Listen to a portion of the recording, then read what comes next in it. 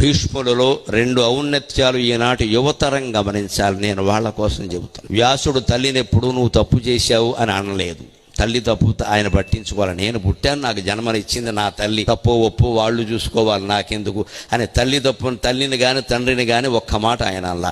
భీష్ముడు ఎప్పుడూ శంతనుణ్ణి నీ వ్యామోహం వల్ల ఎంత జరిగిందని పొరపాటును కూడా అనలా.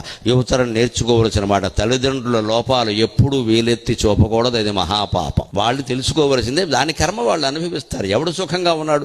శంతనుడు సుఖంగా ఉన్నాడా? సత్యవతి సుఖంగా ఉందా? వాళ్ళు అనుభవిస్తుంటే ఓ పాక మనం పొడవలసిన పనే ఉంది ఇక్కడ. ఎప్పుడు పిన్న వయస్సు వాళ్ళు పెద్ద వయస్సు వాళ్ళ దోషాలను ఎత్తి చూపకూడదు. గురువు అయినా సరే, తల్లి అయినా సరే, తండ్రి అయినా సరే, ఆఖరికి ఒక ఏడాది పెద్దవాడైన అన్నగారైనా సరే, అన్నగారికి ఆ గౌరవం ఇయ్యాల్సిందే. అదే భారతీయ సంస్కృతి. తండ్రి ఎంత వ్యసనపరుడు అయినా సరే సంస్కృతి అంగీకరించం. ఈ కొడుకులు కోడళ్ళు ఎవరు వీళ్ళు మార్చలేరు. అత్తమామ ఎవరి పరిధిలో వారు ఉండవలసింది, ఎవరి కర్మ వారు అనుభవిస్తారు. అది వేరే విషయం. ఎవడు సుఖంగా లేడు ఇక్కడ.